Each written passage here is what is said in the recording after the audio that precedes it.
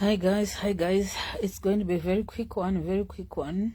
While we are waiting tomorrow, I'm going to come live. Okay, there are so many people who are Christian couples who've been asking me in my inbox. They want to know whether you can be intimate. I'm trying to use a very diplomatic word, whether you can be intimate through the oral or the anal region. Okay, this is actually very serious. It might sound funny, but it's actually not. So many people are having issues in their marriages because they are fighting over this, and some men are actually giving excuses to say, oh, this is why I'm being promiscuous, this is why I'm being adulterous, this is why I'm fornicating, you are refusing to do blah blah blah, and so I'm going to find it somewhere. So this is serious. Okay, so I want you to take someone. I want you to share that post I've put up in the morning. I want you to ask them to follow this page so that they get a notification when I come on. These things are supposed to be taught in church. Apana chinonyadzisa papa, because people are actually giving each other zvirwere kunze uko, because vanhu havasi kudzidziswa. When I came to Africa for my coaching tour, pane murume akati ko zvinhu izvi hazvidzidziswi nemuchechi izvi kuJohannesburg conference. He was a mature man, concerned. He said, why don't these things get taught in churches? Because people have so many questions, and vamwe vacho vafundisi futi vari kutoita zvekutonetsana futi nevakadzi vavo because of these issues. So inini hangu, being me, I'm going to help you out tomorrow. I'm going to teach on this, but that's not what I'm here for. I just want you to invite someone, share the broadcast with someone. Now, since I came back for some reason, since I came back from Africa, so many people, when they realized, because some people didn't know that I'm from here in Australia. Some people thought I'm from Harare. Some people thought I'm from South Africa. I'm in Australia. I'm an Australian citizen for the past 20 years. Now, I need to help someone quickly. I'm getting a lot of questions from people. Some are sending even their degrees. Some are sending me their certificates, asking me how they can migrate to UK. For starters, I'm not in UK, so I can't even help you with that one. I don't know what happens in UK. I'm in Australia. Let me talk about Australia and other countries where people are migrating, especially medical people, because most of the people who are going over there, they are boiler makers, they are motor mechanics, they are registered nurses, they are nurse aides and all this. I will be very honest with you. In Australia, they don't take nurse aides. They are not even taking registered nurses from Zimbabwe, as far as I know, far back. Because what happened was, when people were coming initially, some started forging papers. Some started using fake qualifications or fake, what do you call it? Transcripts. They managed to come over, but they disadvantaged those who have stayed behind, who want to come over. So they ended up sending a delegation to the registration board of Zimbabwe for registered nurses, and they realized that some people were forging papers. And then from then on, it became really hard for nurses to come over here professionally to work. I'm talking about Australia.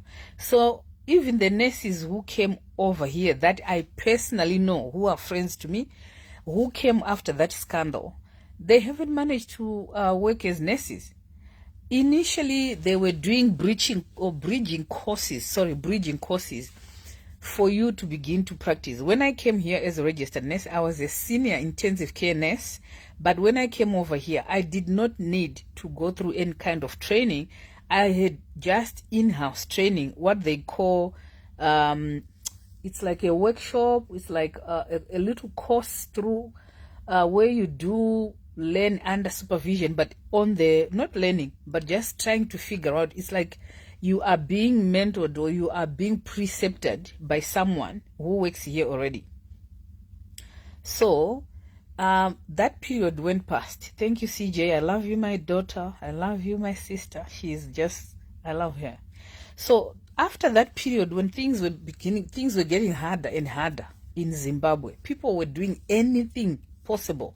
I know there's a stage where people were having transcript written by people from the registration board in the city, in the capital city, over lunch, over KFC. People were doing those things. They managed to come. They were qualified, but there were some requirements that they could not get, and they were forging things, and they were caught. Some were sent home. Some were lucky to stay. Some were removed off the registration list, those kind of things. So I will be honest with you, if you are not careful, some of you are going to get your money stolen by people who are greedy, selfish, self-centered, egocentric people, crazy. They will lie about a lot of things. You will be told, oh, we need this money for that, we need this money for English test, and those kind of things. They are happening right now. Now, I'm not saying everyone who is asking you to do that is lying to you. Authenticate the source of information. Let me repeat myself. Authenticate the source of information. Is it really correct information that you're getting? My advice is, don't get too excited when you see big letters. Oh, we are taking nurses for UK. We are taking nurses for Australia. We are helping students to come and study in Australia, to come and study blah, blah in UK or USA or whatever place. What you are supposed to be concerned about are the very small letters at the bottom of all the big letters. There is a disclaimer at the bottom. Take note of that. If you don't take note of the disclaimer at the bottom, mangwana, when you come back and say, Makandit, vanokudza, did you read this information at the bottom? Kuna vanhu vari kukona vanhu mari, kuna vanhu vari kubira vanhu mari. And mari yo inenge yestombori yako, unenge usina mari yacho. Unenge wakwereta sisi, wakwereta mai nini, wakwereta mai guru, chitizvone, this one is authentic.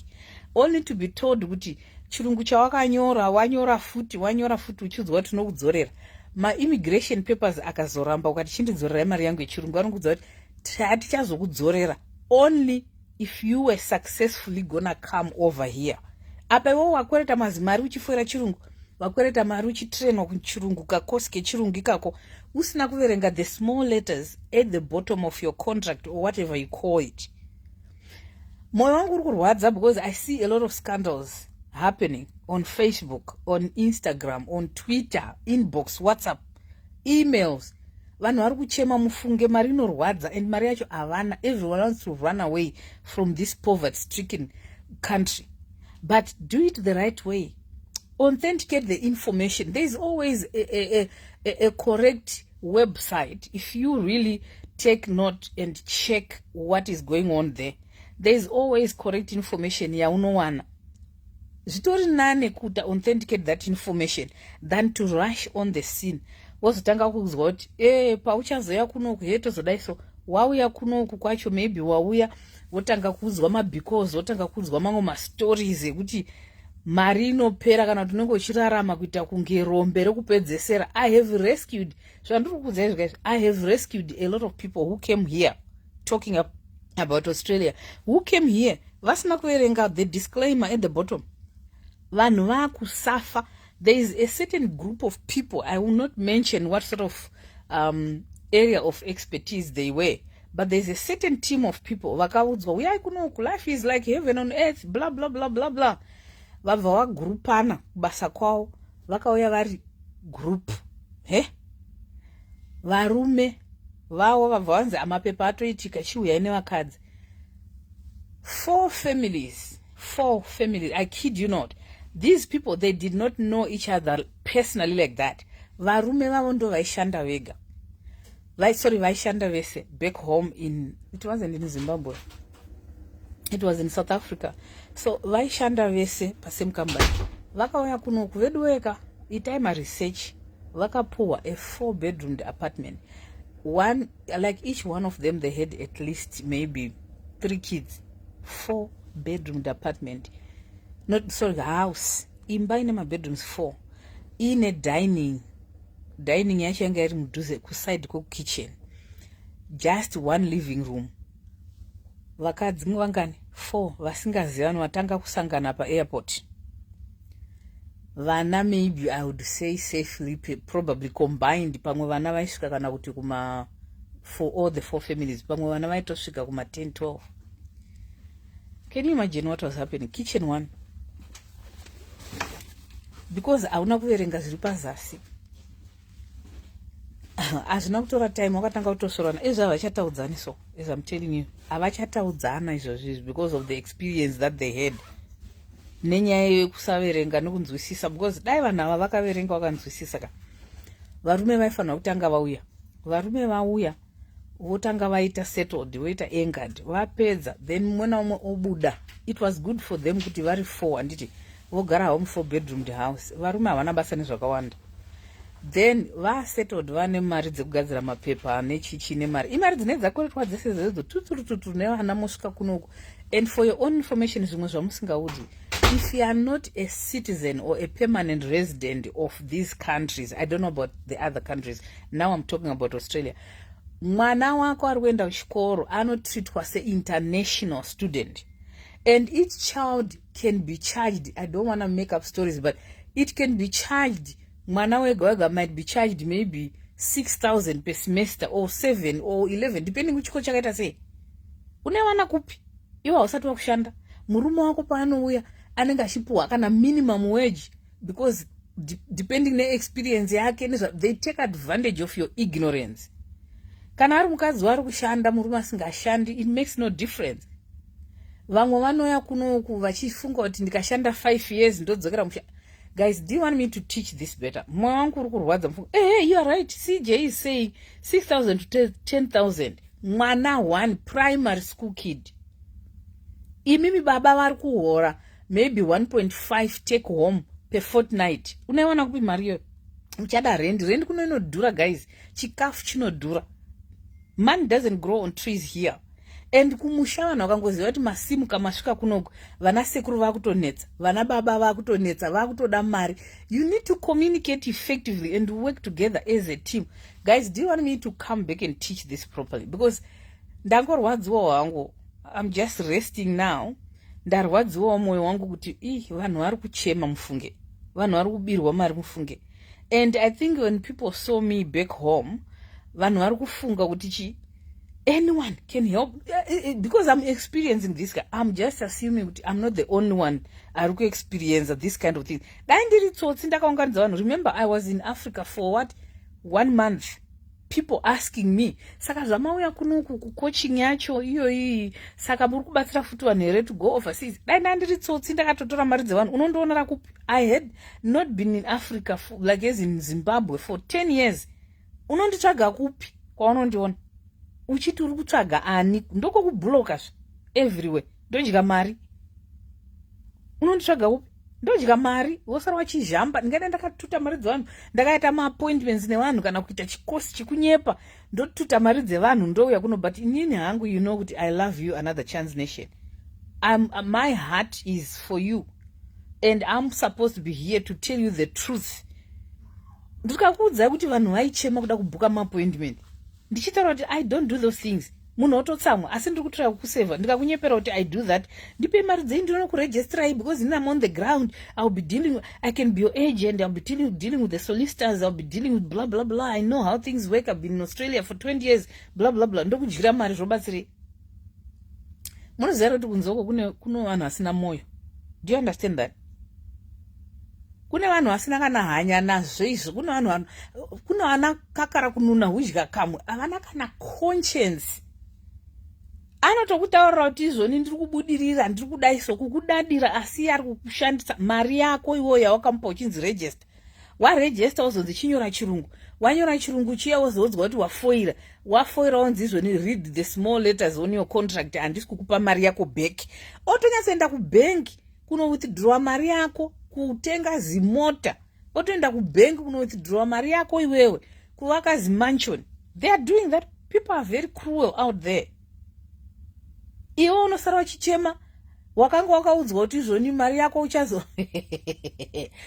Mari yamunhu unenge wakati hazvizvi ndataura from the horse mouth, ndakapuwa nhamba dzake nemunhu.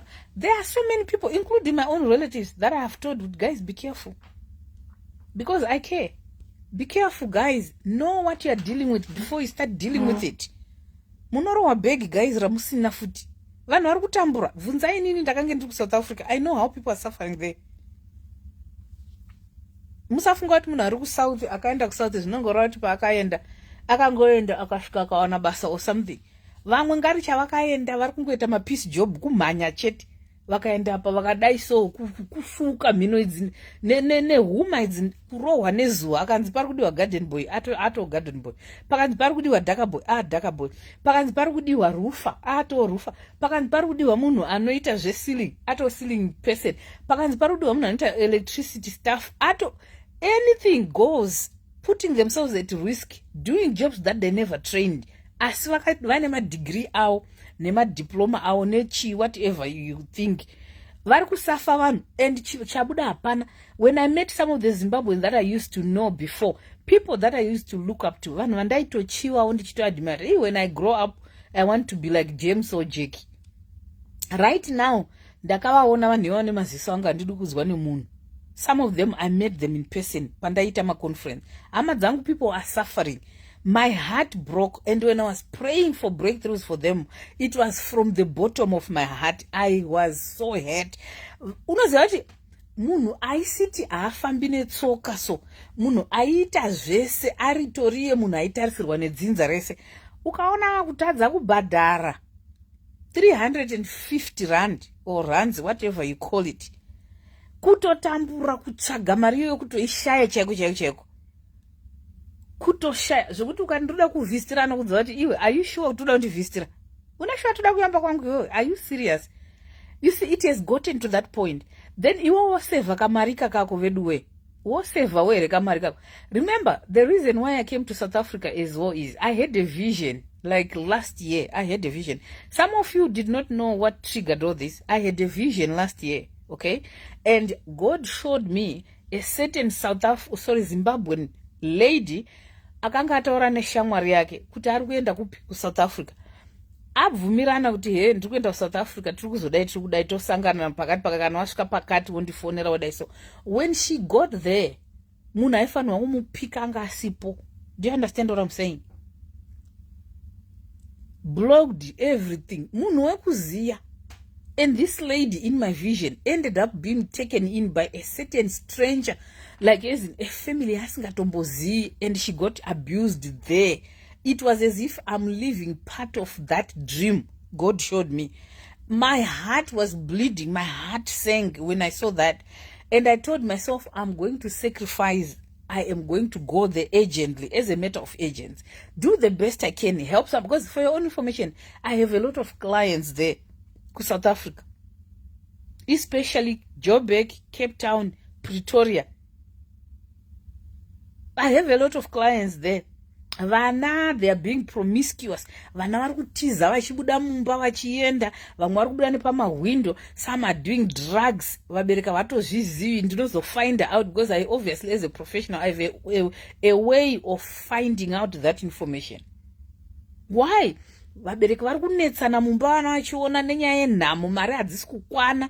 It's affecting kids. They are being traumatized and destinies are being altered. Like I said, do you want me guys to come back? Because I have to go. Do you want us to talk about this properly? Up to you. Ndoda kuona kuti comment section iri interested here. Tibatsirane. Do you want me to come back or that's enough?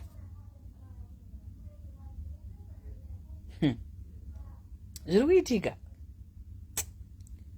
Grace, I do coaching, I do counseling, family, individuals, premarital divorce, grief coaching, life coaching, whatever you want to call, marriage coaching. I do all those things. It's so sensitive, Mom. We need this. It's crazy.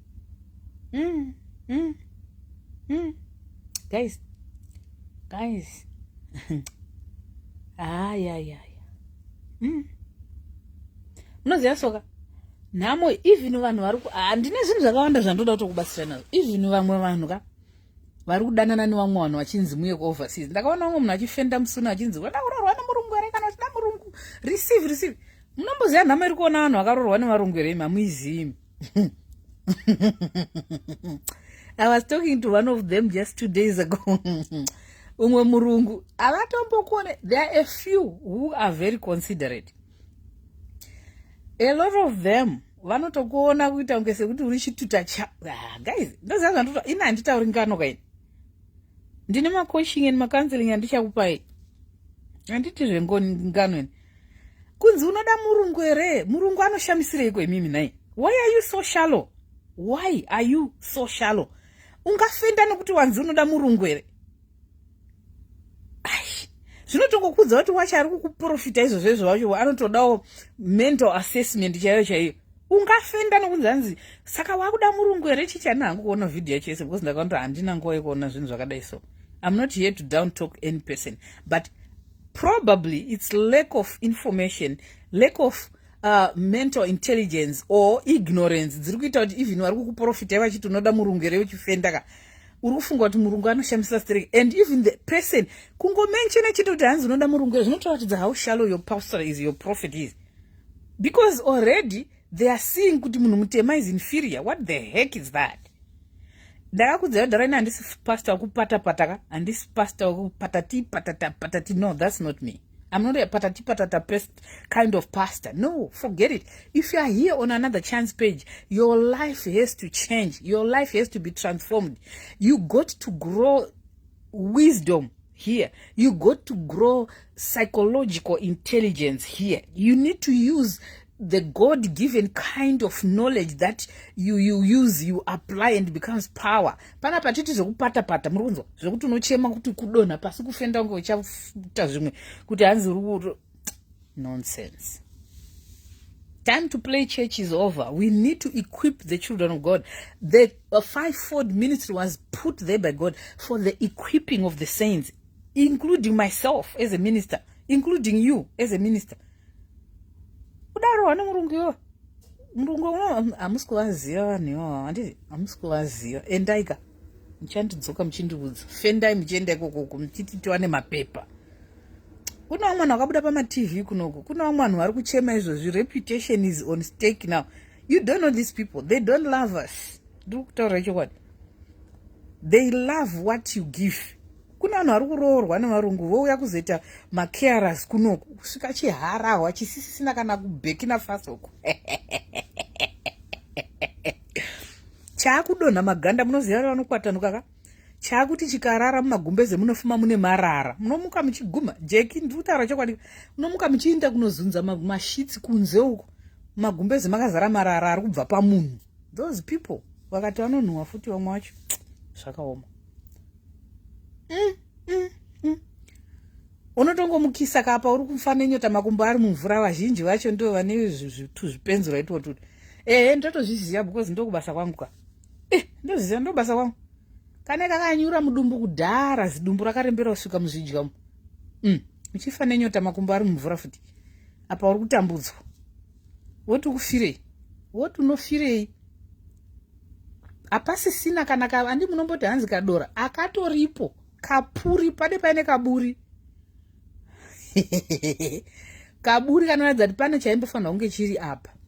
Ndo pane pachidonha napo zviweti ipapo to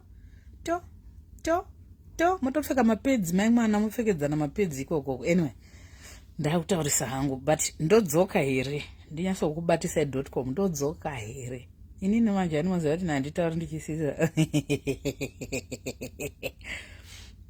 Pane pangosara mhodzi mbiri chete nekaburi, pana kana tarisiro. Apa uri kushungurudzwa kuita kunge musikana wacho auya kuzoshandira munhu. Apa muri busy kuita maselfie muchiya pano paFacebook.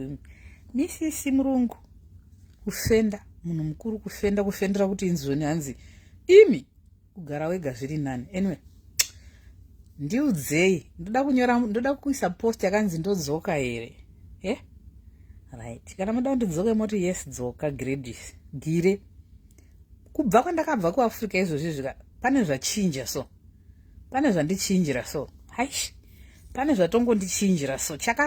Musaona hangu kunyarara kudai chakachaya, ndiri kumbotyora zvangu, ndiri kudzoka, chakatochaya, ndiri kudzoka.